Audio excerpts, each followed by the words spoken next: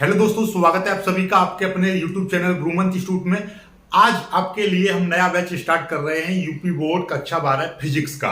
जैसे कि हमने पिछली वीडियो में बताया था आपका कि कल से नया बैच स्टार्ट हो रहा है, तो आज से हम ईश्वर का नाम लेकर नया बैच स्टार्ट करने जा रहे हैं। तो सभी लोग कुर्सी की पेटी बांधकर और थाम कर बैठिएगा दिल को। आज से आपका इंटरेस्टिंग लेक्चर आपको मिलेंगे रेगुलरली। और हाँ, कॉपी पेंसिल जरूर लेकर बैठना ताकि आप सभी जो भी चीज मैं बताता रहूं उसको नोट करते रहें। नोट्स की बात है तो नोट्स में आपको पीडीएफ में दूंगा, बिल्कुल फ्री ऑफ कॉस्ट दूंगा। पूरे यूट्यूब पर आपको एकदम अच्छी लैंग्वेज में लिखे हुए नोट्स फ्री में कहीं पर नहीं मिलेंगे। हम आपको पूरे नोट्स फ्री में प्रोवाइड कराएंगे। चलो स्टार्ट करते हैं, सीधे सीधे हम चलते हैं। कक्षा 12 भौतिक विज्ञान, ये किसके थ्रू रहेगा? सिलेबस आपका एनसीईआरटी बेस्ड रहेगा, एनसीईआरटी बेस्ड सिलेबस रहेगा। और ये सिलेबस वो है जो बोर्ड ने आपके लिए निर्धारित किया है। हम वही चीज कराएंगे जो यूपी बोर्ड कक्षा 12 में आपको पेपर देने में सहायता प्रदान करेंगे। अदरवाइज अदर चीज कुछ भी नहीं कराएंगे। जो सिलेबस से हटा दिया गया है उनको बिल्कुल नहीं पढ़ाएंगे ताकि आपके दिमाग में कोई कंफ्यूजन ना रहे। ओके, चलिए। और हाँ, पहला चैप्टर आपका वैद्युत आवेश एवं क्षेत्र है। और रसायन विज्ञान की किताब में जो पहला चैप्टर है ठोस अवस्था, वो अब काट दिया गया है। अब पहला चैप्टर आपका विलयन है जो कि हम आगे स्टार्ट करेंगे। फिलहाल फिजिक्स पर आते हैं। पहले चैप्टर में वही चीज पढ़ाएंगे जो आपके लिए यूजफुल है, जो आपके सिलेबस में है। ओके, चलिए। और आज से ये जो चीज है आपको नोट्स भी मिलते रहेंगे साथ में, डेली बेस भी नोट्स मिलेंगे और साथ में ये पूरे नोट्स में एक साथ प्रोवाइड कर दूंगा ताकि आप उसको थ्योरी को आप एक बार देख सको और फिर जब बोर्ड पर कराऊं तो आपको बिल्कुल एग्जैक्टली समझ में आ जाए और आपको बोर्ड से जो थ्योरी है नोट डाउन करने में समय ना लगे और समय आपका और मेरा दोनों का बच जाए। जैसे कि ये परिभाषा मैं केवल यहाँ पर समझा दूंगा, नोट्स आपके पास में हैं तो जो नोट्स में है वही यहाँ बोर्ड पर लिखी हुई है, तो आप नोट्स में से देख के कॉपी पर लिख लोगे तो आपका ये समय बच जाएगा। चलो सीधे सीधे स्टार्ट करते हैं। पहला जो टॉपिक है आपका वैद्युत आवेश। पहला टॉपिक क्या है आपका? वैद्युत आवेश है, जिसको इंग्लिश में बोलते हैं इलेक्ट्रिक चार्ज। इलेक्ट्रिक चार्ज होता क्या है? ठीक है, नॉर्मली आप किताब में और टीचर्स आपका यही से स्टार्ट करते हैं कि इलेक्ट्रिक चार्ज क्या है, कि विद्युत आवेश वह गुण होता है जिसके कारण विद्युत प्रभाव या चुंबकीय प्रभाव का अनुभव किया जाता है या उत्पन्न होता है। ये चीज नॉर्मली हर कोई पढ़ाता है, हम भी पढ़ाएंगे, लेकिन कुछ डिफरेंट होना चाहिए। आप हमारी वीडियो देख रहे हो तो कुछ नई चीज आपको मिलनी चाहिए। तो आवेश पढ़ने से पहले आवेश के इतिहास पर चलते हैं कि आवेश का इतिहास कहां से स्टार्ट होता है। तो देखिए, हिस्ट्री लिख दिया मैंने, इतिहास, आवेश का इतिहास करते हैं। 600 ईसा वर्ष पूर्व। 600 ईसा वर्ष पूर्व का मतलब समझ रहे हो? जैसे कि अब चल रही है, देखिए, जहां पर ईसा मसीह का जन्म होता है, क्या ईसा मसीह के जन्म को हम बोलते हैं यहाँ पर 0 सन है। ठीक है, जैसे कि अब चल रही है यहाँ पर 2023 चल रही है, तो मतलब ईसा मसीह के जन्म से 2023 वर्ष आगे की बात कर रहे हैं। और इसके पीछे का जो समय था वो कैसे बोला जाता है कि यानी कि यहां से ईसा मसीह के 4 वर्ष पहले की बात करेंगे हम, तो 4 वर्ष पूर्व। तो यहां पे लिख रहा है 600 वर्ष पूर्व, यानी कि आपका अब से बात करेंगे तो 2023 साल तो पीछे पहुंचेंगे तो यहाँ पे 0 पर आ जाएंगे और 0 से फिर 600 वर्ष और पीछे चलेंगे, तो मतलब क्या हो जाएगा, उसे बोलेंगे हम 600 ईसा पूर्व, मतलब ईसा मसीह के 600 वर्ष पहले। तो 600 वर्ष पहले तो ये हो गए 0 से, और 2023 वर्ष ये, तो मतलब कितना हो गया है, समझ रहे हो? 2623 वर्ष पूर्व की हम बात कर रहे हैं अब से। तो वहां पर क्या था, एक ग्रीक जो बोलते हो आप, ग्रीस देश के वैज्ञानिक थे जिनका नाम था थेल्स। तो नाम नोट कर लीजिए, कॉम्पिटिटिव एग्जाम में ये आपके लिए यूजफुल रहेगा। ठीक है, क्या है? ग्रीस देश के वैज्ञानिक थे थेल्स। उन्होंने एक पदार्थ था जिसका नाम था अंबर। क्या है? एम्बर बोल दो या इंग्लिश में अंबर कह दो, हिंदी में भी आप अंबर कह सकते हो। ये अंबर क्या है, पहले तो अंबर के बारे में समझो। ये एक पीले रंग का पदार्थ है। क्या? पीले रंग का रेजिन पदार्थ बोल दीजिए, रेजिन, समझ रहे हो? रेजिन पदार्थ है। और ये बाल्टिक सागर के किनारे पर पाया जाता है। बाल्टिक सागर के किनारे पर एक पीले रंग का पदार्थ पाया जाता है जिसको हम बोलते हैं अंबर। अब अंबर के साथ में एक घटना इन्होंने देखी, किसने? थेल्स ने। थेल्स ने क्या देखा कि जैसे ही इस अंबर पदार्थ को किसी ऊन से रगड़ा जाता है तो ये जो अंबर पदार्थ है ये क्या करने लगता था, कागज के छोटे छोटे टुकड़े या तिनकों को अपने आकर्षित करने लगता था। जैसे मैं आपको एक घटना आपको लाइव दिखाता हूं, जैसे मेरे पास में एक कागज ले लेता हूं, देखिएगा ये कागज है, कागज के मैं छोटे छोटे टुकड़े, देखिएगा ये मैंने कागज का टुकड़ा लिया और इसके छोटे छोटे मैंने टुकड़े कर दिए हैं, अपने हाथ पर दिखाई दे रहे हैं ना ये। और मैंने ये क्या करा, मार्कर को अपने बालों से थोड़ा सा क्या करा, मैंने रगड़ा, ऐसे ऐसे ऐसे ऐसे करके थोड़ा सा मैंने रगड़ा। और रगड़ने के बाद में इनके पास लेके आएंगे तो देखिए देखिए ये आ रहे हैं, देखो जो चिपक रहे हैं, ये देखिए ये ऐसे करने पर ये क्या है, सारे के सारे यहाँ पे एक साथ चिपक रहे हैं और ये देखिए उठ भी रहे हैं। आप ऐसे अपने घर पर भी कर सकते हो, ऐसे बालों में रगड़ोगे जोर से। और उसके बाद में आप देखोगे कि ये देखिएगा ये चिपक रहा है ना, ऐसे करके देखिए ये आ गया, तो चिपक गया है। और ये देखिए ये चिपक रहा है, देखिए दिखाई दे रहा है, ये देखो ये छूट गया। ठीक है, इस तरीके से ये अपनी ओर क्या करता है, आकर्षित करता है। ये तो मार्कर है, ऐसे ये बहुत सारे टुकड़ों को क्या करता है, आकर्षित करता है। ठीक है, तो ये चीज किस में देखी गई थी, ये देखी गई थी अंबर में। ओके, चलिएगा। तो ये अंबर पदार्थ क्या कर रहा है, कागज के टुकड़ों को, छोटे छोटे तिनकों को अपनी ओर आकर्षित करने लगा। तब थेल्स ने ध्यान रखिए, तो थेल्स ने क्या कहा कि भैया ये ऊन से रगड़ने पर कागज के छोटे छोटे टुकड़ों को अपनी ओर आकर्षित कर रहा है। तो फिर इन्होंने अंबर को यूनानी भाषा में, इसी अंबर को यूनानी भाषा में क्या कहते हैं, इलेक्ट्रॉन कहते हैं। इसी अंबर को कहते हैं इलेक्ट्रॉन। यूनानी भाषा में क्या बोला गया था, इसको इलेक्ट्रॉन बोला गया। तो इन्हीं थेल्स भाई साहब ने, थेल्स वैज्ञानिक ने क्या किया, क्योंकि अंबर को यूनानी भाषा में क्या कहते हैं, इलेक्ट्रॉन कहते हैं। तो इसीलिए इस घटना को, कौन सी घटना को, कि भैया ये अंबर ऊन से रगड़ने पर कागज के छोटे छोटे टुकड़ों को अपनी ओर आकर्षित कर रहा है, तो इस घटना को नाम दिया इलेक्ट्रिसिटी। क्या नाम दिया, इलेक्ट्रिसिटी। ठीक है, किस लिए, क्योंकि अंबर को यूनानी भाषा में इलेक्ट्रॉन कहते हैं। चलिएगा, फिर उसके कुछ वर्ष बाद, बहुत साल बाद, 1600 ईस्वी में, ठीक है, 1600 ईस्वी में क्या हुआ, एक दूसरे वैज्ञानिक आए जिनका नाम था गिलबर्ट। दूसरे वैज्ञानिक थे गिलबर्ट। अब इन्होंने इस चीज का स्टडी किया, थेल्स वाली बात का स्टडी किया।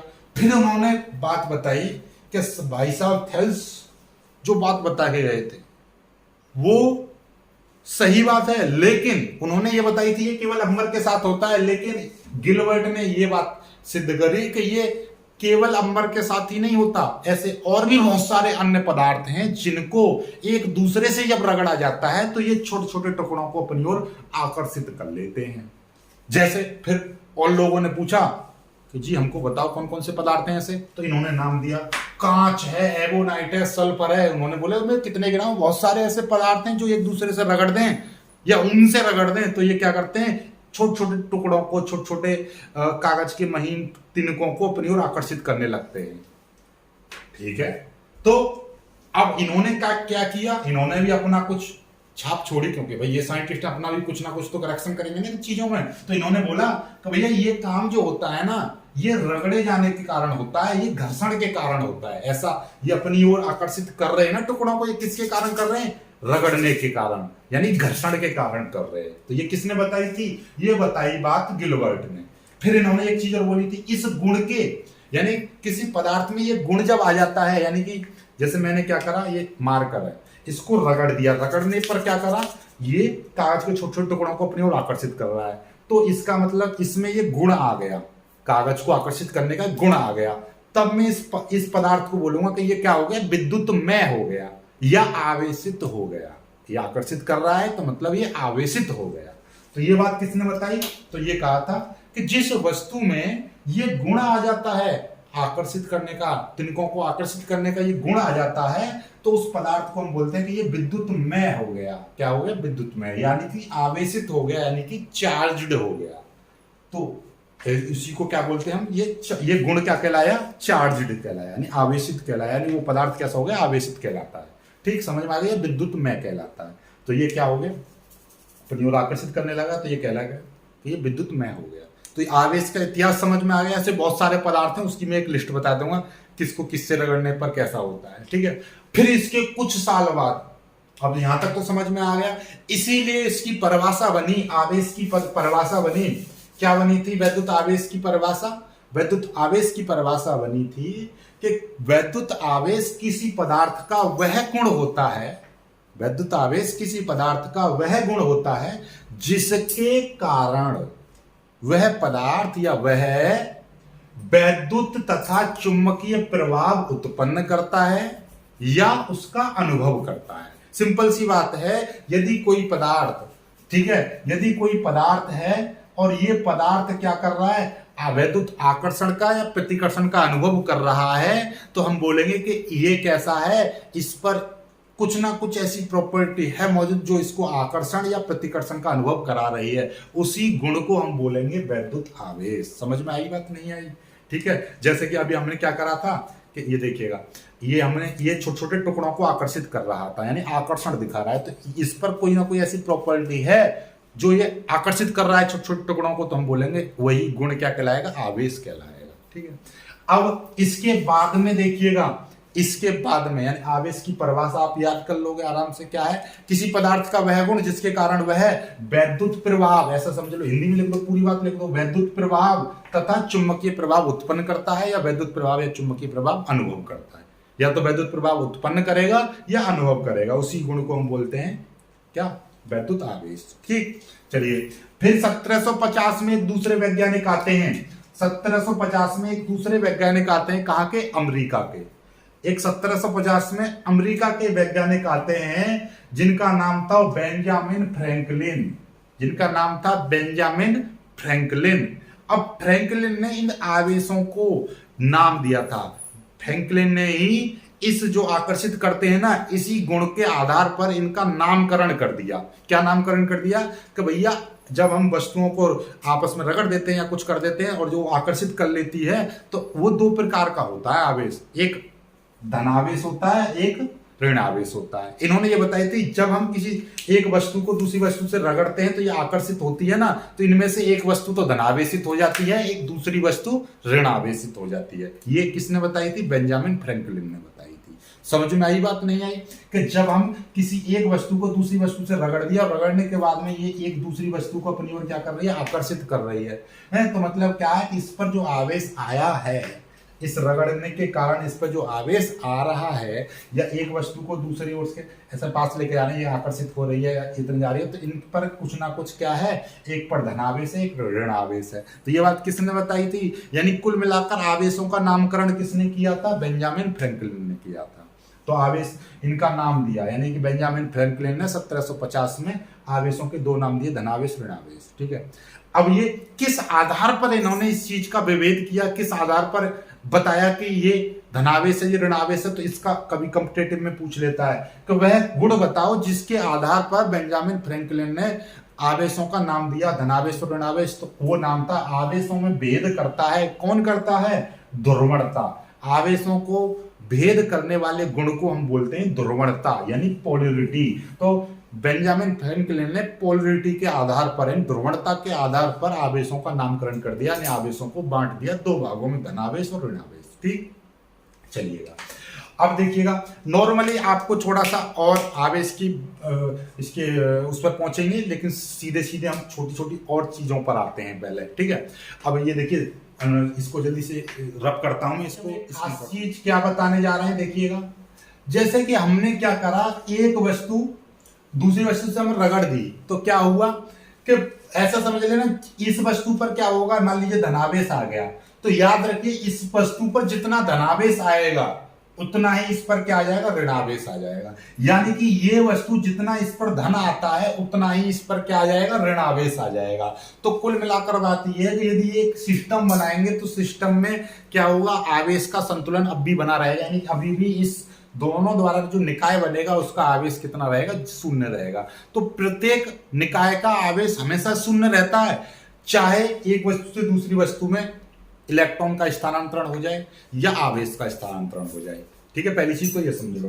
दूसरी चीज समझते हैं, देखिएगा क्या है कि जैसे कि याद रखिएगा, जैसे एक वस्तु को दूसरी वस्तु से हमने रगड़ दिया, इस पर जितना धनावेश आएगा उतना ही इस पर ऋणावेश आएगा, ये चीज सीखे। और एक चीज और सीखिएगा कि दोनों का कुल आवेश कैसा रहेगा, वो जीरो ही रहेगा। दोनों का कुल आवेश कितना रहेगा, वो जीरो ही रहेगा। ठीक, ऐसे एक एग्जांपल लेके समझो। और देखो, जिस वस्तु से इलेक्ट्रॉन निकलता है, जैसे कि मान ली इससे एक इलेक्ट्रॉन निकल गया, जब इससे एक इलेक्ट्रॉन निकल जाएगा तो इस पर क्या आएगा, एक चार्ज पॉजिटिव आएगा, तो इसको बोलेंगे धनावेश। यानी कि जैसे ऐसे समझो, जो आपका सोडियम होता है, सोडियम का क्रमांक 11 होता है। 11 का मतलब क्या है कि इसमें कितने 2 8 1, ये इसका इलेक्ट्रॉनिक विन्यास है। इलेक्ट्रॉनिक विन्यास का मतलब क्या है, जरा समझो कि जब ऐसे ये सोडियम का नाभिक है, नाभिक के चारों ओर क्या होती है, बहुत सारी कक्षाएं होती हैं। इन कक्षाओं में क्या होते हैं, इलेक्ट्रॉन होते हैं। तो इसका बंटवारा कैसे होता है 11 इलेक्ट्रॉन का, तो भैया पहली कक्षा में कितने 2 इलेक्ट्रॉन मिलेंगे, ये 2 इलेक्ट्रॉन हो गए, ठीक है। दूसरी कक्षा में कितने 8 इलेक्ट्रॉन होंगे, 1 2 3 4 5 6 7 और 8। और जो बाहर वाली कक्षा होगी उसमें कितना होगा, 1 इलेक्ट्रॉन होगा। समझ में आई बात, नहीं आई? तो ये है इसका इलेक्ट्रॉनिक विन्यास, ठीक है। पहली कक्षा में 2 इलेक्ट्रॉन, दूसरी में आपके 8 और तीसरी में 1 इलेक्ट्रॉन। जब ये किसी दूसरी वस्तु से, यानी दूसरी वस्तु से जब ये रगड़ता है, तो दूसरी वस्तु में भी इसी तरीके से क्या होंगी, कक्षाएं होंगी, उसमें भी क्या होगा, बहुत सारा इलेक्ट्रॉन होगा। तो जब क्या होगा, जब इससे ये रगड़ता है तो ये वाला इलेक्ट्रॉन खट देना, क्योंकि ये बाहर होता है, बाहर की कक्षा में होता है, तो ये मुक्त रूप से घूमता रहता है। और ये वाले तो क्या होते हैं, एक प्रबल आकर्षण बल से जुड़े होते हैं, लेकिन बाहर वाले पे कम बल लगता है, इसी कारण ये क्या होता है, फट से ये बाहर चला जाता है। जब ये एक इलेक्ट्रॉन इधर चला जाता है, तो मान लीजिए सोडियम Na पॉजिटिव, जैसे ही एक इलेक्ट्रॉन निकल गया तो मतलब एक पॉजिटिव आ जाएगा। आपने देखा होगा Cl पर क्या होता है, एक नेगेटिव होता है। क्यों? क्योंकि इसका जो इलेक्ट्रॉनिक विन्यास होता है क्लोरीन का 2 8 7 होता है, क्योंकि इसके बाहरी कक्षा में 7 इलेक्ट्रॉन होते हैं। सपोज दैट कि ये Cl है, इसके बाहरी कक्षा में कितने 7 इलेक्ट्रॉन होंगे। अब ये क्या है, जब दोनों एक दूसरे से टकराते हैं तो क्या होगा कि इसमें से एक इलेक्ट्रॉन खट से इसमें चला जाएगा। क्यों? क्योंकि ये 7 इलेक्ट्रॉन और ये एक अकेला इलेक्ट्रॉन है, तो भाई ये चाहेगा कि इसका भी अष्टक पूर्ण हो जाए, ये चाहेगा इसका अष्टक पूर्ण हो जाए, तो ये एक इलेक्ट्रॉन निकल के खट देशने इसमें चला जाएगा। तो मतलब क्या होगा, इसके पास एक इलेक्ट्रॉन ये Na वाला आ जाता है, तो इसीलिए बोलते हैं Cl पर एक नेगेटिव आ जाता है और Na पर एक पॉजिटिव आ जाता है। तो पॉजिटिव का मतलब क्या है, इसका मतलब ये हो गया, Na पॉजिटिव का मतलब ये होता है कि जो सोडियम परमाणु है ना, उसमें एक धनात्मक संख्या बढ़ गई। धनात्मक संख्या क्यों बढ़ी है ये भी समझ लो, क्योंकि Na का मतलब ये है, अब 11 का मतलब ये है कि इसमें इलेक्ट्रॉन की संख्या 11 है, इसमें प्रोटॉन की संख्या 11 है, ठीक है। क्योंकि सामान्य अवस्था में जितने इलेक्ट्रॉन होते हैं उसमें उतने ही प्रोटॉन होते हैं, क्योंकि प्रोटॉन पॉजिटिव होते हैं और इलेक्ट्रॉन नेगेटिव होते हैं। अब हुआ ये कि भैया इसमें 11 ही इलेक्ट्रॉन थे, 11 ही इसमें प्रोटॉन थे।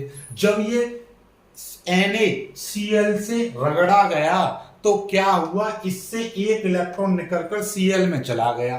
तो मतलब क्या है, Cl का 17 है, तो इसमें मतलब यह है कि इसमें इलेक्ट्रॉन भी 17 हैं और इसमें प्रोटॉन भी 17 हैं। अभी इसमें क्या था, इसमें इलेक्ट्रॉन भी 11 थे और प्रोटॉन भी 11 थे। जब इन दोनों को रगड़ा गया तो क्या हुआ कि यहां से एक इलेक्ट्रॉन निकलकर वो Cl पर चला गया। तो मतलब अब इसमें इलेक्ट्रॉन की संख्या कितनी बची, 10 बची, और इसमें इलेक्ट्रॉन की संख्या कितनी हो गई, 17 और प्लस 1 18 हो गई। तो मतलब क्या हुआ कि इस पर एक पॉजिटिव चार्ज आ गया। पॉजिटिव चार्ज क्यों आया, क्योंकि इसकी सामान्य अवस्था से इसमें एक इलेक्ट्रॉन यानी कि एक पॉजिटिव बढ़ा हुआ है। बढ़ा हुआ का मतलब क्या है कि अब इसमें इलेक्ट्रॉन 10 हैं और प्रोटॉन अभी भी इसमें 11 हैं। तो मतलब क्या है कि इसमें इलेक्ट्रॉन नेगेटिव, ये पॉजिटिव, तो नेगेटिव 10 इलेक्ट्रॉन के साथ में 10 प्रोटॉन जुड़ा, दोनों खत्म हो गए, एक इसमें पॉजिटिव ही तो एक्स्ट्रा बचेगा। इसीलिए हम कहते हैं जब इलेक्ट्रॉन निकलते हैं, जितने इलेक्ट्रॉन निकलते हैं उस पदार्थ पर उतना ही पॉजिटिव आ जाता है, और जिस पर जितना इलेक्ट्रॉन आ जाता है, जितना इलेक्ट्रॉन बढ़ जाते हैं उस पर उतना ही नेगेटिव चार्ज बढ़ जाता है। क्यों? क्योंकि अभी इसमें 17 इलेक्ट्रॉन 17 प्रोटॉन के साथ जुड़े, तो क्या बचा, एक एक्स्ट्रा बचा ना धनात्मक, तो ये हो गया। तो ये चीज समझ में आ गई, किसी वस्तु पर जितने इलेक्ट्रॉन निकलेंगे उस पर उतना ही धनात्मक चार्ज आएगा, और उस पर जितना ही इलेक्ट्रॉन आते हैं, जैसे इस पर आए एक इलेक्ट्रॉन आया तो एक चार्ज आ गया ऋणात्मक। क्लियर होगी बात? चलिए, ये चीज तो बात रही उसकी, ठीक है। वैसे मेरे को ये चीज तो केमिस्ट्री में बतानी चाहिए थी, लेकिन फिलहाल आपने फिजिक्स में ही समझ ली, ठीक है। अब सीधे सीधे आवेश पर चलते हैं, आवेश की चीजों को हम समझते हैं, ठीक है। आवेश के बारे में सब बहुत सारी बातें हैं कि आवेश का मात्रक क्या होता है। भाई आवेश का मात्रक, आवेश का मात्रक होता है कूलाम। आवेश का मात्रक क्या होता है, कूलाम होता है, ठीक है। पहली चीज समझ गए, ये आपका MKS पद्धति में यानी SI मात्रक है, ठीक है, एम SI मात्रक या MKS पद्धति में मात्रक है। ठीक है, चलिएगा दूसरी चीज हम सीखते हैं कि भैया इसका सूत्र क्या होता है। सूत्र हम अभी आवेश का क्वांटीकरण का सिद्धांत आता है तो उसमें Q बराबर क्या होता है, NE होता है। तो ये सूत्र हम अभी सिखाएंगे आपको। तो अभी सूत्र को अभी फिलहाल दिमाग से वैसे ही रखिए, आउट रखिए। ठीक है, पहली चीज आवेश का मात्रक समझिए। आवेश की कभी कभी विमा आपसे पूछ लेता है तो विमा आप क्या बोलोगे, AT बोलोगे, सीधे सीधे AT। क्या आवेश की विमा क्या हो जाएगी, AT लिखोगे आप। ठीक है, विमीय सूत्र आप AT लिखोगे। ठीक है, आगे चलते हैं। आगे आपका ये हो गया ठीक नॉर्मली। अब सीधे सीधे हम आगे की चीज पर आते हैं। आवेश के कुछ इंपोर्टेंट पॉइंट समझते हैं, इंपोर्टेंट पॉइंट। ठीक है, अति महत्व, आवेश के बारे में अति महत्वपूर्ण पॉइंट। ठीक है, तो लिख दीजिएगा, आवेश के बारे में अति महत्वपूर्ण बिंदु। ये कंपटीशन के हिसाब से इंपोर्टेंट है और आपकी इंटर के हिसाब से भी वेरी इंपोर्टेंट है। अब देखिएगा, आवेश के बारे में महत्वपूर्ण बिंदु, ये बहुत ही शानदार और important, very very most important समझ लीजिएगा, इंपोर्टेंट बिंदु हैं जो आपको पता ही होने चाहिए। ये देखिएगा, आप देखोगे और वीडियोज में और चैनलों की वीडियोज में देखोगे तो ये सारी चीज नहीं बताते हैं, डायरेक्टली आगे बढ़ जाते हैं। लेकिन हर छोटी बात को यहाँ पर बताया जाएगा। कॉम्पिटिटिव एग्जाम की तैयारी के लिए जो महत्वपूर्ण बिंदु होते हैं वो यहीं से प्रश्न बनता है। जैसे देखिएगा, आप आवेश का CGS मात्रक किसी से पूछिएगा, आवेश का CGS मात्रक क्या होता है। आवेश का बारे में पता चल गया, आवेश का मात्रक क्या है, कूलाम है, सभी को पता है, विमीय सूत्र ये है। ठीक है, आवेश की परिभाषा भी नॉर्मली बता देते हैं जब जो हम आगे बताएंगे। ठीक है, आवेश का CGS मात्रक क्या होता है, स्टैट कूलाम। क्या, स्टैट कूलाम। ठीक, आवेश का सबसे छोटा मात्रक, याद रखिएगा, आवेश का सबसे छोटा मात्रक क्या होता है, स्थिर विद्युत इकाई, ESU। ठीक, स्थिर विद्युत इकाई। समझ में आई बात, नहीं आई? ठीक, या इसको हम फ्रैंकलिन भी कह सकते हैं, फ्रैंकलिन भी बोल सकते हैं। सबसे छोटा मात्रक फ्रैंकलिन या स्थिर विद्युत इकाई या ESU बोल दीजिएगा। ठीक है, आपको इलेक्ट्रोस्टैटिक यूनिट यानी स्थिर विद्युत इकाई या आपका फ्रैंकलिन। सबसे बड़ा मात्रक, आवेश का सबसे बड़ा मात्रक क्या होता है, फैराडे। इसको हम F से भी प्रदर्शित करते हैं। ठीक है, फैराडे। विद्युत चुंबकीय मात्रक, आवेश का विद्युत चुंबकीय मात्रक क्या होता है, एब कूलाम। ठीक, एक चीज और समझ लो, ये वाला जो मात्रक होता है ये CGS पद्धति का होता है, CGS पद्धति का मात्रक होता है। ठीक, एक फैराडे में, एक फैराडे बराबर होता है 96,487 कूलाम। ठीक है, 96,487। जैसे कि जी का मान 9.8 है, लेकिन जब हम कैलकुलेशन करते हैं तो कहीं कहीं पर 10 का यूज कर लेते हैं तब कैलकुलेशन आसान हो जाती है। ऐसे ही एक फैराडे में 96,487 कूलाम आवेश होता है, लेकिन कहीं कहीं पर आप देखोगे तो 96,500 कूलाम लिखा होता है, या कैलकुलेशन में हम मोस्टली 96,500 का ही यूज करते हैं। तो एग्जैक्टली आपसे पूछे तो इतना, और मोटा मोटी आप 96,500 याद रख सकते हो। ठीक है, चलिएगा, एक कूलाम में कितने ESU होते हैं। देखिए, आपको पता है ये सबसे छोटा मात्रक है, तो एक कूलाम इससे बड़ा मात्रक होगा, सिंपल सी बात है। तो एक कूलाम में 1 × 10⁹ इतने ESU या इतने फ्रैंकलिन होते हैं। ठीक है, इतना फ्रैंकलिन आवेश होता है। एक कूलाम में 1/10 एब कूलाम आवेश होता है। ठीक है, कितना आवेश होता है, 1/10 एब कूलाम। समान प्रकृति के आवेश, जैसे कि पॉजिटिव को यदि हम पास लेकर आएंगे तो ये एक दूसरे को क्या करेगा, रिपल्स करेगा, एक दूसरे को दूर भगाएगा, है दूर। ठीक, समझ पा रहे हो बात को? चलिएगा, तो समान प्रकृति के आवेश होते हैं तो एक दूसरे से क्या करते हैं, प्रतिकर्षित करते हैं। क्या करते हैं, प्रतिकर्षित करते हैं। और असमान प्रकृति के आवेश, जैसे कि धनात्मक एक दूसरे के पास आएगा तो एक दूसरे को दूर भगाएगा, यानी प्रतिकर्षित करेगा। इनके बीच में क्या लगेगा, प्रतिकर्षण बल लगेगा। नेगेटिव पास आएंगे तो क्या होगा, एक दूसरे को दूर भगाएंगे, यानी कि आप क्या करोगे। ठीक है, एक दूसरे को ऐसा समझ लीजिए, नॉर्मली, चलो छोड़ो, नॉर्मली नहीं समझा रहे हैं हम। ठीक है, दैनिक जीवन का उदाहरण थोड़ा सा ज्यादा हैवी हो जाएगा, इतना ही समझ लो। नेगेटिव एक दूसरे को दूर भगाएगा। ठीक है, इनके बीच में भी प्रतिकर्षण बल लगेगा। लेकिन जब पॉजिटिव एक नेगेटिव के पास आएगा या नेगेटिव एक पॉजिटिव के पास आएगा, तो ये क्या करेगा, आकर्षित करेंगे, एक दूसरे को क्या करेंगे, आकर्षित करते हैं, आकर्षित। ठीक है, ऐसा समझ लीजिए आप ब्याह में गए, किसी में लड़की को देखकर आकर्षित होते हो, लड़के को देख के लड़के के पास नहीं जाते हो ना, लड़का लड़का एक दूसरे को प्रतिकर्षित करेंगे, लड़का लड़के एक दूसरे को आकर्षित करेंगे, नहीं, विपरीत प्रकृति के।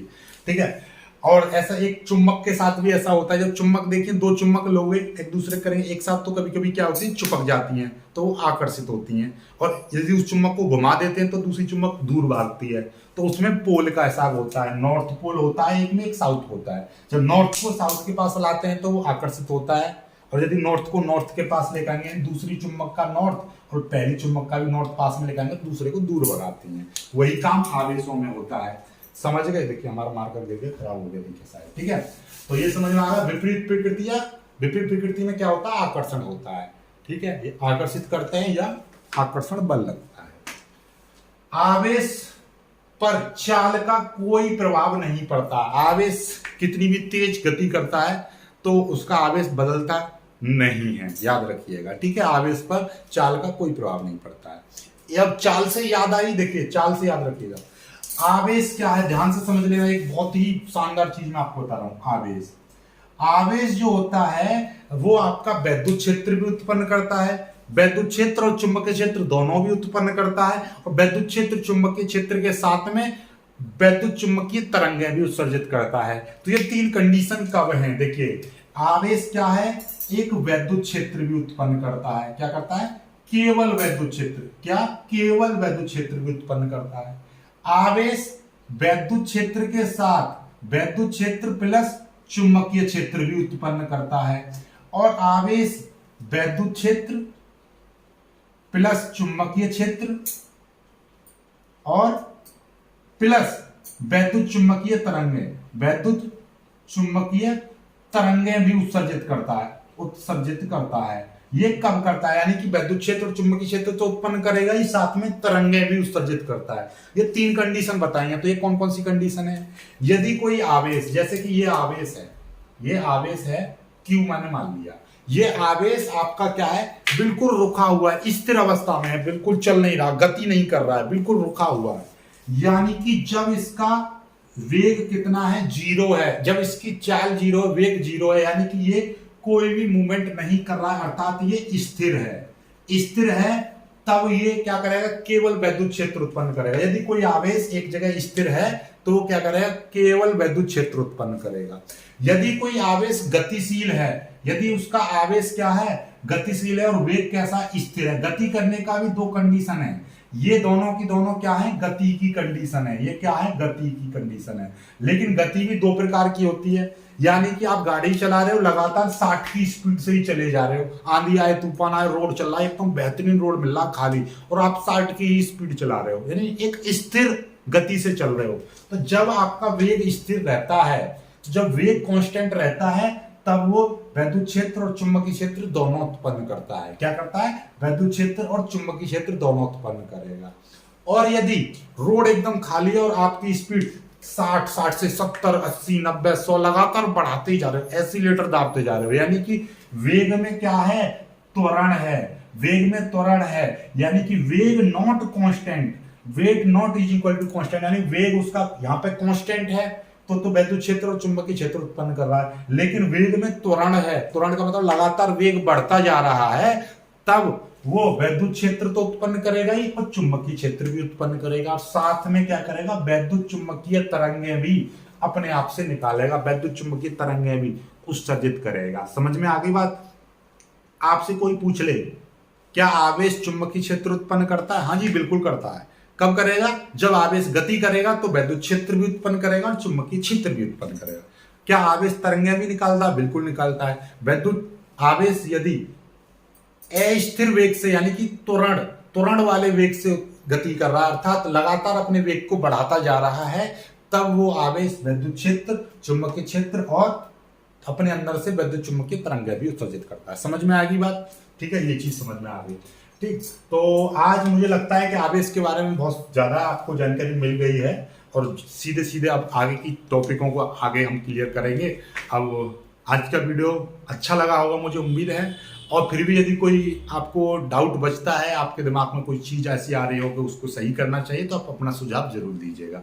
वीडियो को लाइक करना, शेयर करना, नोट्स आपको आजकल में मिल जाएंगे।